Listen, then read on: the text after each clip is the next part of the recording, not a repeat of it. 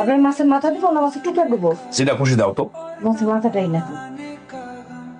আমারে রুমারে দাও। আমগর খাওয়া লাগবে না, আমরা ভাজি দিয়ে ভাত খাইতেছি, ভাজি দিয়ে ভাত খাই। আর এটুকু ঝোল কেন রাখছো? ওটা ঢাইলা দাও। মাছ তো শেষ হয়ে যায় নাই, আরো মাছ তো আছে, যাও আরো মাছ এনে দাও। ভাইজান, মাছটা বড় কথা না, তখন থেকে আমরা মা মায়া করলা ভাজি দিয়ে ভাত খাইতেছি, সেই দিকে কি কারোর কোনো খেয়াল আছে? সব খেয়াল তো তোমার দিকে।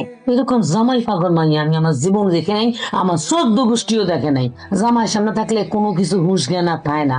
আল্লাহ গো, না জানি মুখে লাগে আমার পোলা। দোষ না, একটু ভুল করে ফেলাইছে, আমি মাছ তুলে নিতেছি না। খাইতাম না, খাওয়ার রুচি উঠে গেছে। আমারও আর খাওয়ার ইচ্ছা নাই, তোমার জামাই বউ দুইজনেই খাও। আমার ভুল হয়ে গেছে। আর কোনোদিন ভুল করে এই কাজটা করবো না। একসাথে সবাই খাইতে গেলে সবার দিকে নজর দিতে হয়, খালি স্বামীর দিকে তাকাইলে হবে? জোসনা, আমি জানি তুমি আমার অনেক ভালোবাসো। দেখো, এরকম করো না, লোকজন কিন্তু নানান কথা বলে। আমরা তো আর নতুন জামাই বউ না, 3 বছর হয়ে গেছে বিয়ে করছি, তারপরেও সব সময় তুমি এই কাজটাই করো। লাঞ্চ করে এখন অফিসে যাও, সব সময় লাঞ্চ করে যাওয়ার সময় তুমি আমার আগায় দিয়ে যাও। মানুষজন এগুলো দেখলে কি বলে বলতো? লোকজন যাই বলে বলুক, আপনি আমার সব সুখের মূল।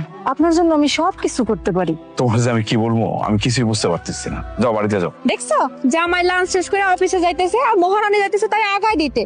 জামাই অফিসে না, বিদেশ যাইতেছে তাই বাই বাই জানাইতে যাইতেছে। তার লীলা খেলা দেখলে না আমার গা জ্বলে যায়, মনটা চায় উষ্টা দিয়া লাত্তি মাইরা বাইর থেকে বাইর করে দিল। এমন মাইয়া লাথি উষ্টা খাওয়ারই দরকার।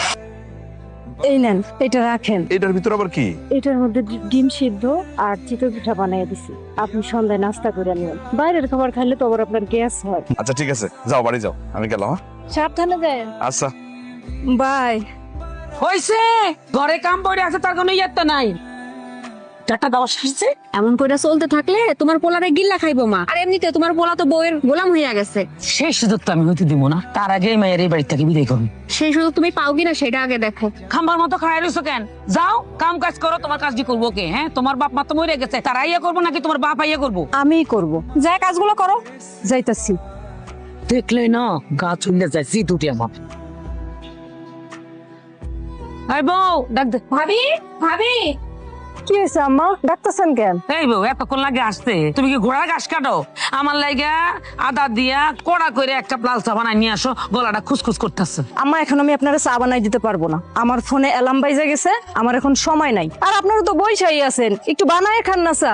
ভাবি, এটা তুমি কি কইলা? আমার মা তোমার কাছে সামান্য এক কাপ চা চাইছে, আর তুমি আমার মায়ের মুখে মুখে তর্ক করতেছো। এটা তর্ক না রুমা, আমি যে এতক্ষণ সারা বাড়ির কাজকর্ম করছি, কই তোমাকে কাউরে তো ডাকি নাই, আমার কাজ তো আমি নিজেই করছি। এখন আমার সময় নাই, তাই আমি বানায় দিতে পারবো না। সময় থাকলে তো ঠিকই বানায় দিতাম, তোমরা তো বইসাই আছো, একটু বানায় খাও। আর এটা বলা কি আমার খুব বেশি অন্যায় হয়ে গেছে?